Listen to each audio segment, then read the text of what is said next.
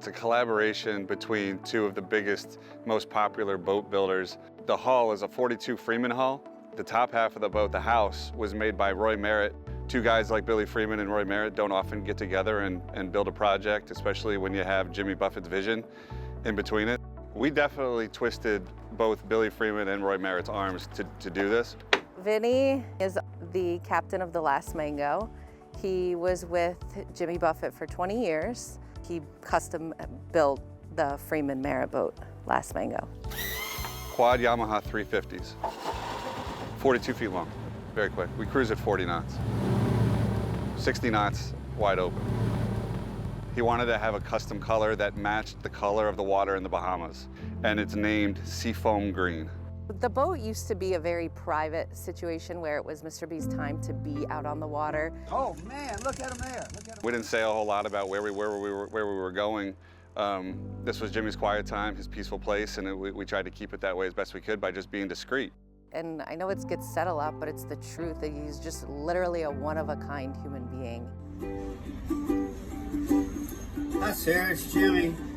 They were traveling on my birthday, and Mr. B said to Vinny, let's do one better, and they sang me happy birthday together, and it was just a really special moment for me. Happy birthday to you. It was just super unique, and I'm so appreciative, and that's what I'm talking about when I say he was one of a kind. He just cared more than anything about other people, and that's what made him really special. Yeah, happy birthday. The day of the eclipse, he called me and he said, hey, let's go out offshore and watch the eclipse. He says, who knows, maybe fishing will be really good during the eclipse. And it was a beautiful day, so we leave Montauk, and on his way, like he was coming down the stretch into Peak, and he said, I forgot my eclipse glasses. And I asked Bob if we could borrow the welding mask, and he thought it was hilarious what we were gonna go do. And Jimmy, when we handed Jimmy the welding mask, he thought it was the coolest thing. Fins up, mask down. The eclipse was really neat to watch offshore, and the whale show that we witnessed during the eclipse was pretty impressive. As you can tell, a lot of people out here are looking at the eclipse in the middle of the ocean. I was glad I got to share that video with people because it was a day that I'll never forget. Jimmy was the ultimate adventurer. He loved being out there, far offshore, with the whales, with the birds. You know, that was one of his favorite things to do. Like, we would cross these creeks and we really didn't know the depths of where we were crossing because a lot of places we went were uncharted. Yeah, I've got to go to parts of the Bahamas that are very few people have probably ever even seen or been. Jimmy was the ultimate adventurer. He'd always say, you don't know unless you go.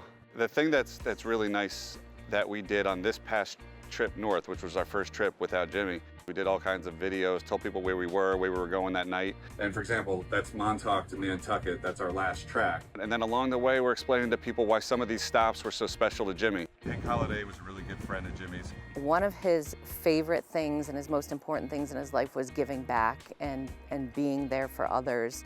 Last Mango was created to be, premium sun protection style apparel brand, but to have a very large impact on giving back. We've donated to and supported probably well over 50 charities. Jimmy used to say, it takes no more time to see the good side of life than it does to see the bad. You get out what you give in life, and I believe that, and I think Jimmy was a living example of that.